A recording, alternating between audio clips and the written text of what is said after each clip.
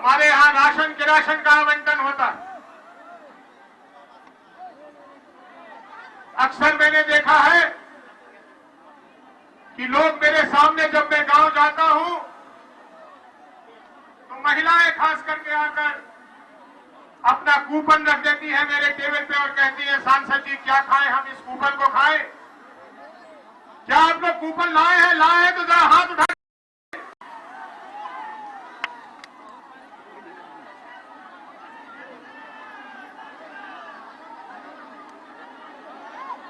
यही आवाज मैं चाहता हूं कि हमारी सरकार तक पहुंचे। ये लोगों की आवाज सरकार तक पहुंचे। चाटुकारों की आवाज पहुंच रही है उनके कानों में। उन लोगों की आवाज पहुंच रही है उनके कानों में जो दिन रात उनके गुणगान करते हैं। जनता की आवाज पहुंचनी चाहिए उनके कानों में। और ये कोशिश जनता की आवाज को पहुंचाने के लिए पेंशन योजना केंद्र ने भी लागू किया, हमारी सरकार ने भी लागू की। किसी के जेब से एक नया पैसा नहीं जाएगा, लेकिन पंचायत सेवक या पंचायत सचिव और प्रखंड का पदाधिकारी मिलकर ये निश्चय करता है कि आप लोगों को, मजबूर लोगों को वो पेंशन न मिले। क्या हमारे नेताओं को ये मालूम है कि वो घोषणा तो कर देते हैं लेकिन आपके पास उसका लाभ नहीं है? एक बहुत महत्वाकांक्षी योजना चली, संपूर्ण स्वच्छता अभियान, खास करके पिछड़ों के लिए, दलितों के लिए, महादलितों के लिए, अल्पसंख्यकों के लिए चली। क्या चला भाई? शौचालय बनाएंगे। मैं आपके घर भेजा था लोगों को सर्वेक्षण करने, और मैं खुद जानता हूं, मेरे ख्याल से मेरे लोकसभा क्षेत्र में एक भी इस योजना के अंतर्गत बना हुआ शौचालय नहीं चलता होगा। है शौचालय आपके यहां?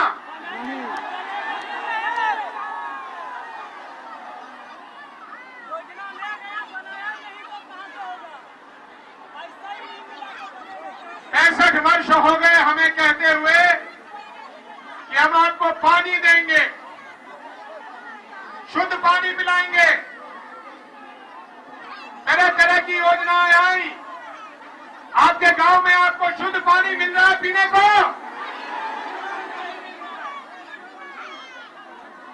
आजादी के 65 वर्ष के बाद अगर हमारे यहां पानी की सुविधा नहीं है, शौचालय की सुविधा नहीं है, खाने के लिए राशन नहीं है, रहने के लिए मकान नहीं है, और फिर यदि हम कहें कि विकास हो गया है, तो इससे खोखला और क्या हो सकता है? क्या हो सकती है इससे खोखली बात? ये हमारे हक की लड़ाई, ये हमारे हक की आवाज है। ये हम लोग कहना चाहते हैं अपने सरकार को कि हम खुश नहीं हैं, हम निराश हैं। धीरे धीरे हम आक्रोश में आ रहे हैं, और आप लोगों से, उन लोगों से गुजारिश है कि वो निगाहें नीचे करें, निगाहें गांव की तरफ करें। जब मेरा लोग विरोध करने थे इस वेदना प्रदर्शन के लिए, तो कहा कि ये सांसद तो दिल्ली में रहते हैं, इनको मालूम नहीं है। मैं कहां रहता हूं मेरे क्षेत्र के लोग भली भांति जानते हैं, और ये भी जानते हैं कि मैं उनके बीच रहूं, पूर्णिया रहूं, दिल्ली रहूं, पटना रहूं, उनकी भलाई का काम करूंगा। लेकिन ये वो लोग हैं कहने वाले, जो लोग अगर आपके धान के खेत में खड़े हो जाएं तो आपका धान ही भाग जाएंगे। इन लोगों से सचेत रहिए, इन लोगों से बचिए। अब ये भ्रष्टाचार का मेरी सरकार के पास क्या जवाब है? मेरी सरकार कहती है कि हम कदम उठा रहे हैं, पढ़ने को कभी कभी मिल भी जाता है कि 2-4 अफसरों के कमाए हुए काले धन को जब्त कर लिया गया है। लेकिन क्या वो जब्त करना काफी है? आप में से कितने लोग अंचल पदाधिकारी अधिकारी के पास अपनी जमीन की रसीद कटाने जाते हैं और चक्कर लगा लगा के नहीं कट सकता, जरा हाथ उठा के बताइए।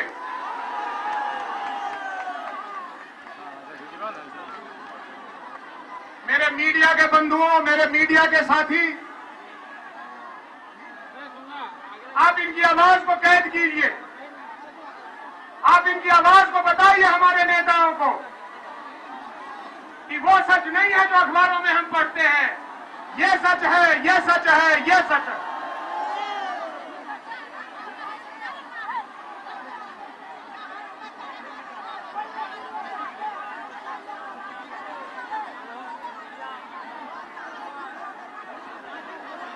महात्मा गांधी, हमारे राष्ट्रपिता, ने कहा था, और ध्यान से सुनिए, महात्मा गांधी ने कहा, अगर मुझे एक दिन के लिए भी तानाशाह बना दिया गया तो मैं बिना मुआवजा दिए शराब की दुकानों और कारखानों को बंद कर दूंगा। महात्मा गांधी जी ने कहा, शराब शरीर और आत्मा दोनों को नाश करती है।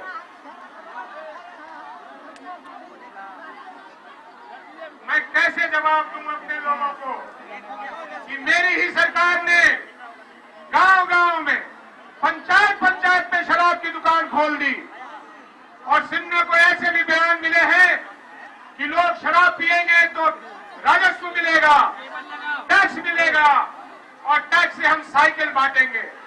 क्या साइकिल बांटने का फायदा और शराब पीने का नुकसान एक जैसा ही है? हाथ उठा के बताइए, शराब की दुकान होनी चाहिए या नहीं? मेरे मीडिया के बंधुओं, मेरे लोगों की आवाज सरकार तक पहुंचा दीजिए। मैं आपका जिंदगी भर आभारी रहूंगा, मैं जिंदगी भर आभारी रहूंगा।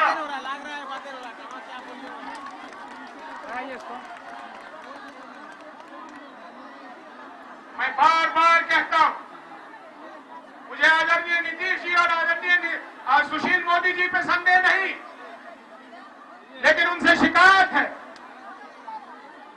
उन लोगों ने अपने आप को जादूकारों से घिरवा लिया है, जो दिन रात उनके गुणगान करते हैं।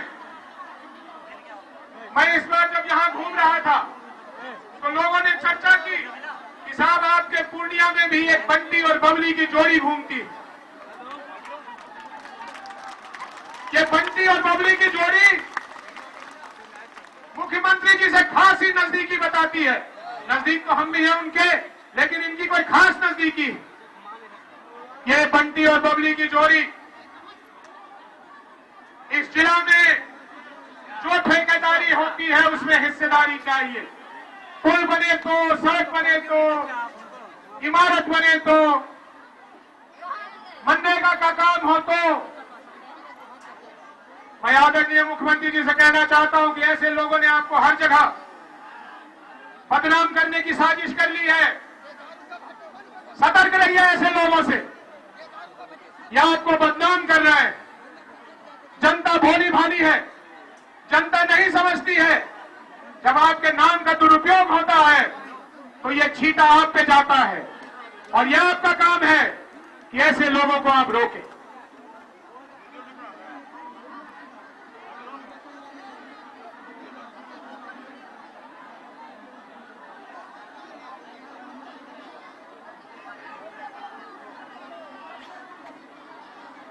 पूर्णिया में जमीन की लड़ाई फिर से तेज हो गई है। जमीन की लड़ाई तेज हो गई है। जिन गरीबों के पास जमीन नहीं,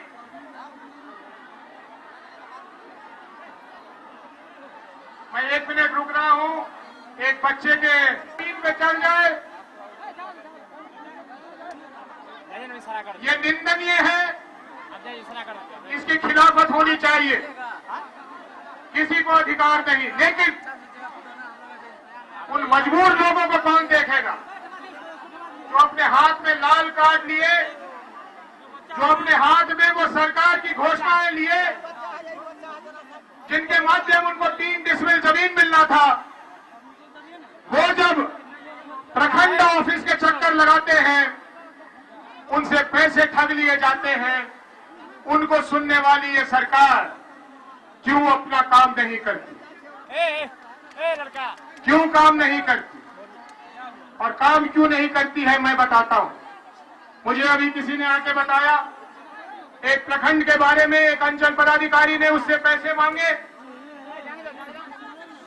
ये जरा दूसरे किस्म का आदमी था, इसने कहा मैं पैसे क्यों दूं, मेरा जायज काम है, ये काम आपको करना चाहिए। तो अंचल पदाधिकारी ने उसे कहा, जाओ जिसके पास जाना है, मैंने अपनी पदस्थापना यहां ऊपर 3 लाख रुपए देकर करवाए हैं, पैसे तो मैं कमाऊंगा। ऊपर किसको दे आए ये पैसे? भगवान को दे आया, ऊपर वाले को दे आया, किसको दे आया? अगर हमारे माननीय मुख्यमंत्री जी और माननीय उप मुख्यमंत्री जी इन बातों को नहीं सुनेंगे तो क्या होगा? आम चर्चा हो गई कि जिला के पदस्थापना में पैसे लिए जाते हैं। आम चर्चा हो गई है कि थाना नीलाम होता है। आम चर्चा हो गई है कि बिना पैसे दिए एक कदम कोई नहीं बढ़ा सकता। क्या हम इसको सुशासन कह सकते हैं? सुशासन और जंगल राज में क्या अंतर होता है? क्या अंतर होता है सुशासन और जंगल राज में? जंगल राज में कानून व्यवस्था नहीं रहती, जंगल राज में आम लोगों पे अत्याचार होता है, जंगल राज में आम लोगों को दिक्कत होती है अपनी किसी भी काम को करवाने में। मेरी नजर में आज हम लोग इन तीनों चीजों पे पीछे हट रहे हैं, इसलिए समय आ गया है कि मेरी सरकार हमारी गुहार को सुने और इन तंत्र में सुधार लाए। ये वही कलेक्टर, वही कमिश्नर अंग्रेजों के जमाने से चला आ रहा है। आज हिंदुस्तान आजाद हो गया, लेकिन आज भी कलेक्टर साहब और एसपी साहब जो कर देंगे वही होता है। हमने ऊपर से जबरदस्ती लाद दिया, पंचायती राज लाद दिया।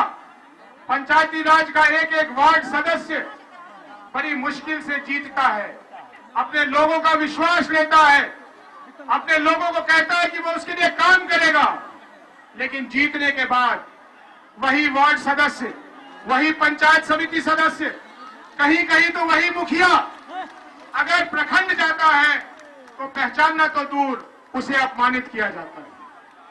सारा व्यवस्था, सारी व्यवस्था को तोड़ दी गई है। अफसरशाही इतनी हावी, अफसरशाही इतनी हावी कि अभी थोड़े दिन पहले ही मेरे पूर्णिया में एक पदाधिकारी ने एक जनप्रतिनिधि को थप्पड़ मार दिया। ये लोकतंत्र है? ये सुशासन है? कैसे माने इसको सुशासन?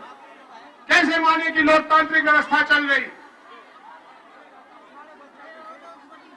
इसलिए मैं समझता हूं और दोबारा कह रहा हूं कि आप लोग तैयार हो जाइए कि हमें अपनी आवाज उठाते रहनी पड़ेगी, हमें दबाव बढ़ाते रहना पड़ेगा। हम कभी विभाजित नहीं होंगे और एक साथ मिलकर यह आवाज को इतनी बुलंद करेंगे कि यहां से जो गूंज उठेगी वो पटना ही नहीं दिल्ली तक जाएगी।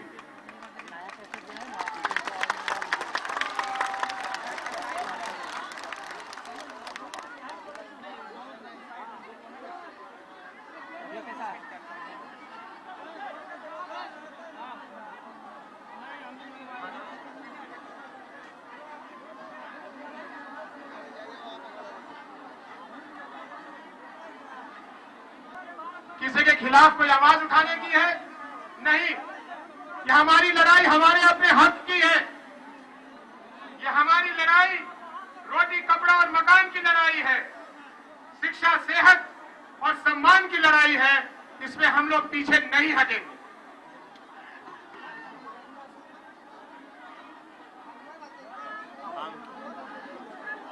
इस मंच से मैं अपने जनप्रतिनिधियों को एक संदेश देना चाहता हूं, और सिर्फ पूर्णिया नहीं बल्कि जो लोग भी मेरा आवाज कहीं से भी सुने उनके लिए है मैं गांव के एक सभी मुखियाओं से ये कहूंगा कि वो वहां के पंचायती राज के जनप्रतिनिधियों के साथ मिलकर अपने अपने पंचायत का एक श्वेत पत्र तैयार करें। उस श्वेत पत्र में वो अपने पंचायत के जितने भी गरीबों से जुड़े हुए महत्वपूर्ण कार्यक्रम हैं उसकी जिक्र करें और ये श्वेत पत्र वो लाकर अपने विधायक को दे और अपने विधायक पर दबाव बनाए कि विधायक उसे प्रकाशित कराकर राज्य सरकार तक पहुंचाए और फिर राज्य सरकार बाध्य होगी कि हमारी बातों को सुनेगी। क्योंकि मैं बार बार दोहरा रहा हूं कि राज्य सरकार के नेता कहीं न कहीं चाटुकारों से घिर गए हैं, कहीं न कहीं उनकी निगाहें हमसे दूर हो गई हैं और जब तक उनकी निगाहें वापस हम पे नहीं आएगी विकास होना संभव नहीं, इसमें तरक्की होना संभव नहीं, इस भ्रष्टाचार को रोकना संभव नहीं होगा। मैं अंत में आप लोगों से यही कहूंगा,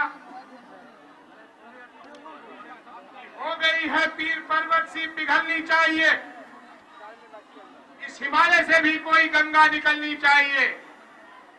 सिर्फ हंगामा खड़ा करना हमारा मकसद नहीं, सारी कोशिश है कि ये सूरत बदलनी चाहिए।